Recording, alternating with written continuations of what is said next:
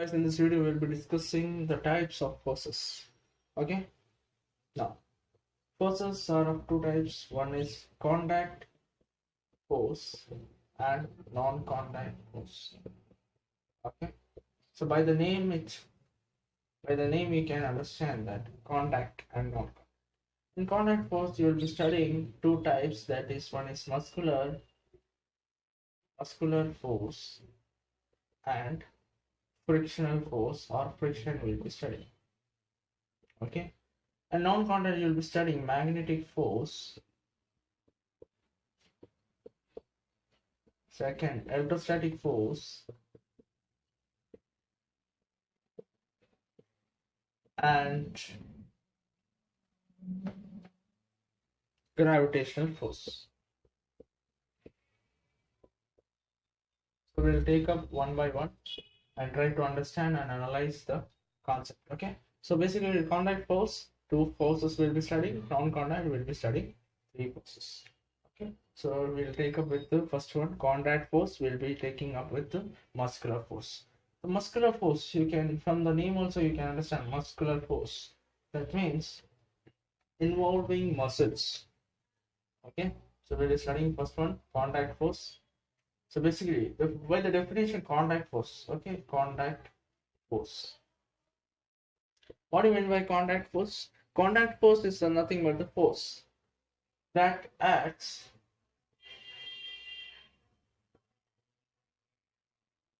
only when two bodies or the objects are in physical contact. Okay, so contact force is nothing but the force that acts only when two bodies are in physical contact, when the two bodies are touching. That's the main thing. For the non-contacts is basically what?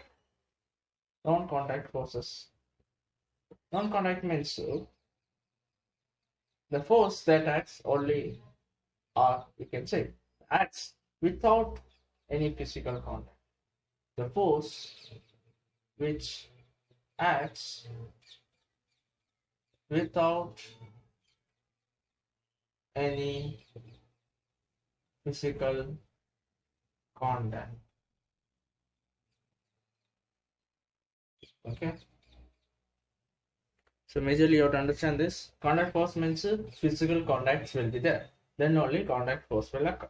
Non-contact means without physical contact, the whichever force is applied or whichever forces comes into the play, that is nothing but what? Non-contact forces. So we will discuss with what, start with what? Contact forces. In that we will take up with the muscular forces. Okay, so in contact force, first one will take muscular force. Muscular force, as I said, muscular force, that means involving what?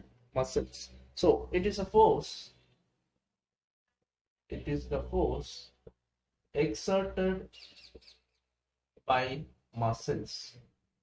What muscles? In our body, muscles are there. Okay, like we carry bag and moving. Okay, like we carry bag and all, so we are applying what? Our strength. That means we are applying the force which is exerted by what? Muscles. Okay, we are picking up anything. Okay, so that's nothing but what? The muscular force. Now muscular force is caused by the action of what? Muscles, right? By the action of muscles that is inside our body. Now we cannot, first thing, that we cannot push or pull anything without any contact, right? That means we cannot push or pull. Suppose a book you have to take. Okay, you have to pick up the book, you have to apply some strength, right? That means muscles, work, action of muscles. So that is termed as what? Muscular force. Like animals, okay, they also exert some action of muscles. Force is exerted by the muscles in their body, okay, in order to do physical task. For the farming and all they do, right?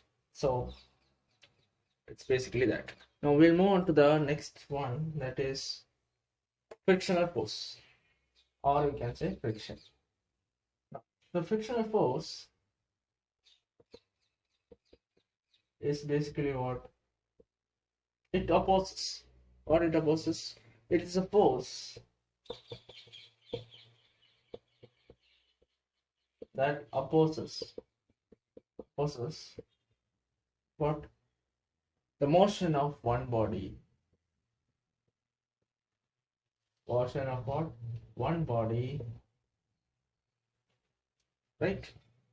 So it is a force that opposes the motion of one body over the surface of another body.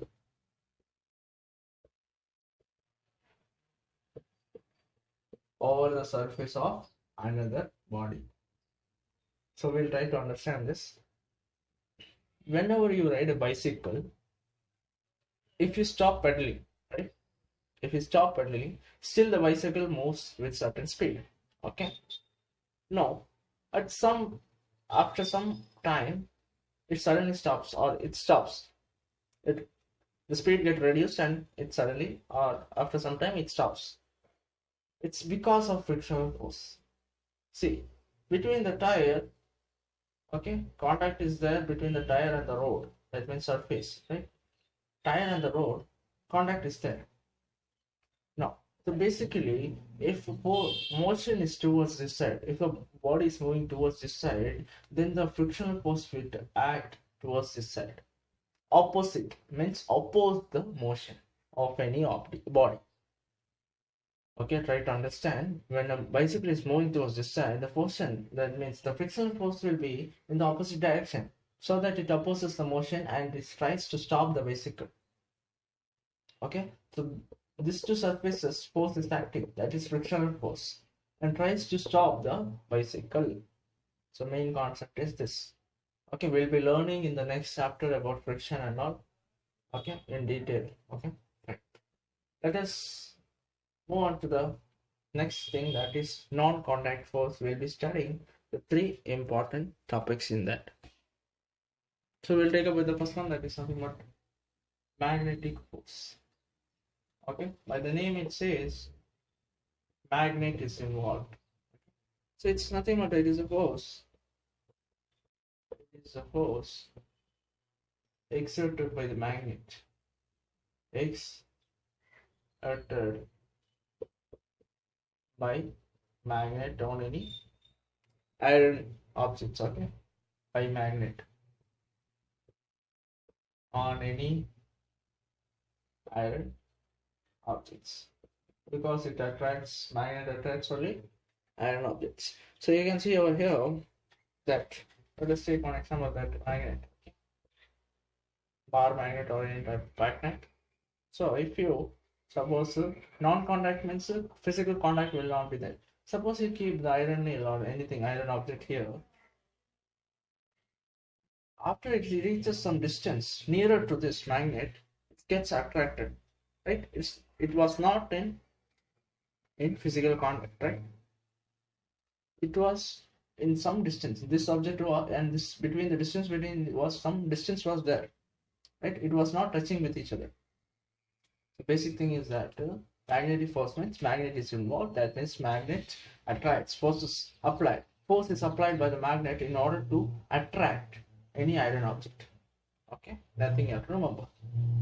So this comes under non-contact force, since it's not happening when it is in the physical contact. Now we'll move on to the next thing.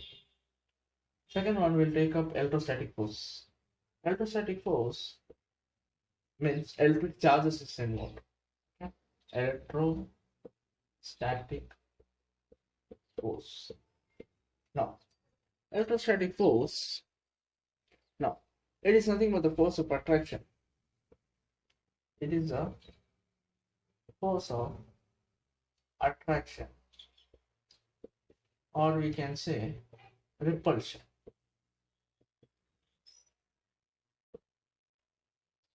Exerted between charged particles. When the test activities are given, you can try to do that in order to understand this electrostatic force also. Now, see here, So electrostatic force means it is a force of attraction or repulsion exerted between charged particles. Okay. If suppose if same charges are there, charged particles. Okay. Suppose if you rub, suppose you take one comb. Okay.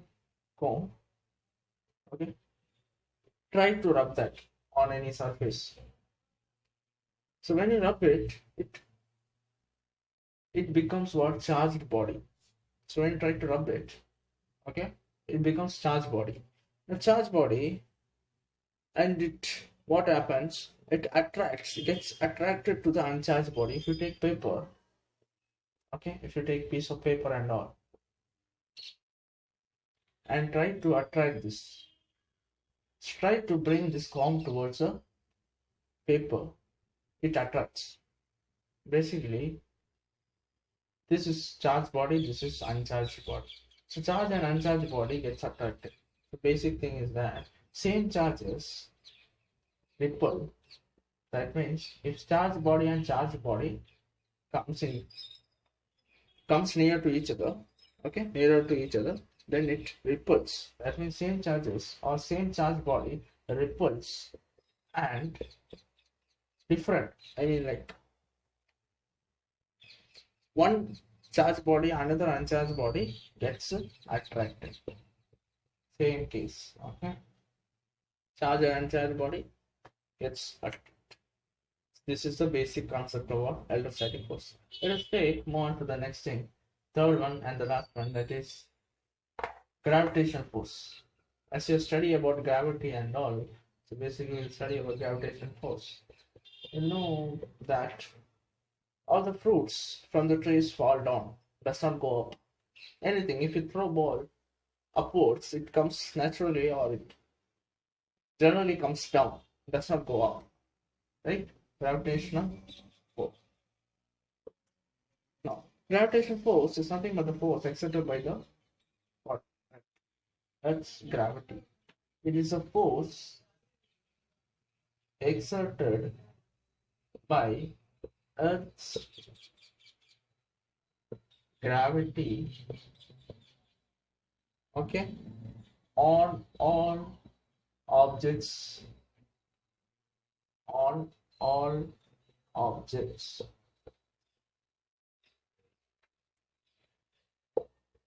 Which is present in the on the earth surface. Okay, so if you see falling of an apple from the tree, or falling off from any height, falling off any objects, when you throw up, it comes naturally comes down. It's because of what? Gravitational force. Because the earth exerts some gravity and it pulls down the objects which goes up. Right? Now the question comes: if balloon, you see, balloon tries to go up, okay, it naturally does not comes down. Right? The question occurs here. Basic idea is here. The gravitational force depends on the weight of the distinct object also. It is what? Lightweight, right? Lightweight, because air is filled in this, right? So it depends on the density. That means the weight of the object also. Okay, so try to understand that. The balloons goes up generally because the weight of this is also considered. Now, it is the force exerted by the Earth's gravity on all objects. It is nothing but what? Gravitational force. The Earth tries to pull all the objects down, but balloon goes up since its weight is less. Right? So it's basically that.